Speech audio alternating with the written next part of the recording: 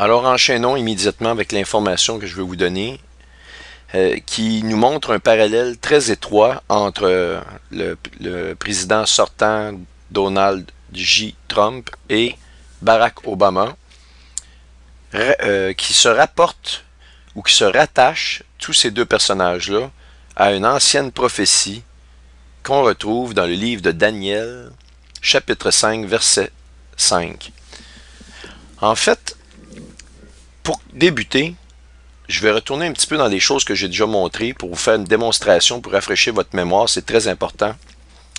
Il est important de démontrer qu'Obama, que ce soit dans l'astronomie ou dans les faits, dans les dates d'événements historiques importantes, au niveau de la numérologie, se rapporte ou s'identifie au roi Nebuchadnezzar, qui fut le roi de Babylone à l'époque, de l'Empire babylonien, sous lequel le peuple juif a été pris en otage, si vous voulez, a été mis en captivité pendant 70 ans. Et le règne de la captivité du peuple juif à cette époque-là, sous l'emprise de l'Empire babylonien, a pris fin après 70 années, et c'est justement le roi de Perse, des Mèdes et des Perses, le roi Cyrus, et avec son associé, si vous voulez, le roi Darius, c'est eux qui ont libéré le peuple juif, et c'est Cyrus, qui était le premier roi, si vous voulez, du peuple perse, de l'Empire perse, à cette époque-là, qui a fait relâcher le peuple juif, et qui les a même aidés en les finançant et en les protégeant avec ses armées, qui a financé et qui a aidé le peuple juif à la reconstruction du temple, à ce moment-là, à Jérusalem. Vous allez voir les parallèles avec ce qu'on vit aujourd'hui dans l'actualité et ces vieilles prophéties-là. Bon, donc, on va débuter avec ceci. Ici, donc, nous avons le 3 mars, en fait le 20 mars 2003. Qu'est-ce que c'est que le 20 mars 2003? Eh bien, c'est le début de l'entrée en guerre en Irak des troupes américaines. Et l'Irak correspond au pays de l'ancienne Babylone. Ici, à ne pas confondre, la Babylone des derniers jours est un pays. La Bible nous dit que c'est un pays. Et à l'intérieur de ce pays-là, il y a plusieurs grandes villes. Donc, c'est très très clair dans la Bible. Ça, j'ai les versets là-dessus. Tandis que l'ancienne Babylone d'Irak, c'était une ville. Donc, on est bien sûr que, avec au moins une centaine de preuves, à l'appui, verset par verset, des caractéristiques bibliques de la nouvelle Babylone et de la Babylone des derniers jours, et qu'elle ne peut correspondre qu'aux États-Unis d'Amérique. Donc, les États-Unis d'Amérique étant rentrés dans l'ancienne Babylone, eh bien, ça nous fait, évidemment, ici, ça nous marque dans le temps qu'il y a une relation intrinsèque entre ces deux entités-là de Babylone, l'ancienne Babylone et la nouvelle Babylone.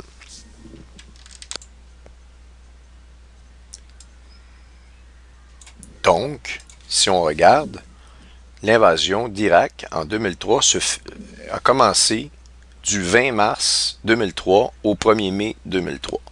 Donc, voyez-vous ici, la date, elle est marquée ici. Donc, si on calcule du 20 mars 2003 à la prise, si vous voulez, présidentielle du deuxième mandat d'Obama, qui fut officiel le 20 janvier 2013, eh bien, nous avons exactement 9 ans et 10 mois. Alors, vous allez me dire, c'est quoi ces 9 ans et 10 mois-là? Eh bien, voici l'explication. Dans Jérémie, le chapitre 39, le verset 1, on nous donne le temps marqué sur le roi des Juifs, à ce moment-là, Sédécias, et à sa 9e année de règne, au 10e mois, c'est là que le roi Nebuchadnezzar, roi de Babylone, justement, vous le voyez ici, vint avec toute son armée devant Jérusalem et il en débuta le siège.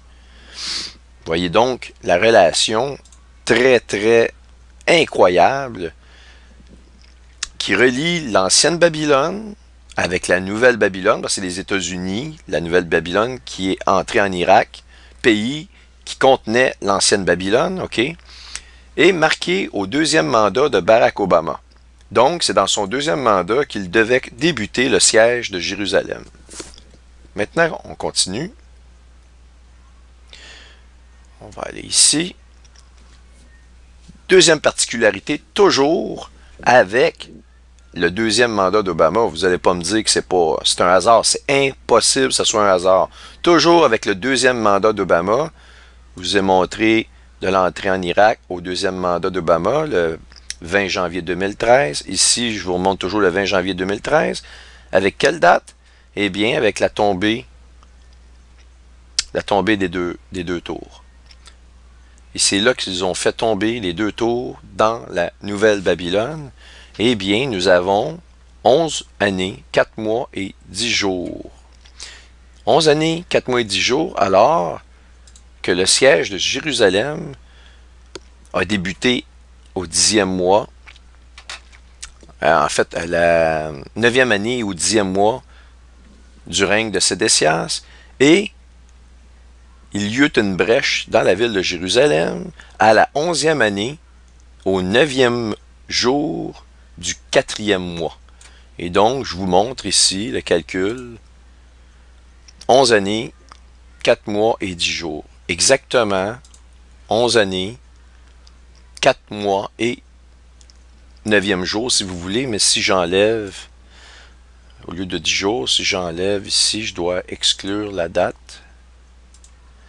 Et je fais un rafraîchissement.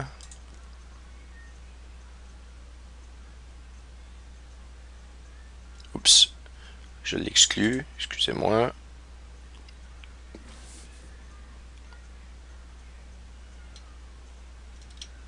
Pourquoi qu'ils me le mettent tout le temps?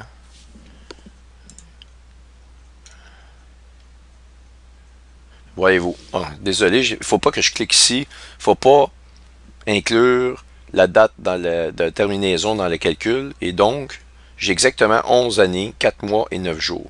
Alors, il est impossible que ces dates-là, avec des événements historiques comme la tombée des deux tours et la guerre en Irak, avec une relation avec l'ancienne Babylone, l'ancienne Irak, la nouvelle Babylone, les États-Unis, correspondent toujours avec le deuxième mandat de Barack Obama à la journée près. Impossible. Vous avez la preuve, donc, ici, que Barack Obama est identifié à Nebuchadnezzar, roi de Babylone. Je continue maintenant dans les preuves. Je vais tout vous exposer les preuves que Barack Obama est identifié à Nebuchadnezzar. Il y a scripturairement, directement par les Écritures, on nous dit que Babylone, la nouvelle Babylone, a pour roi Nebuchadnezzar. Ça, on l'a dans le livre de Jérémie. Mais je vais vous exposer d'autres preuves à cet effet-là.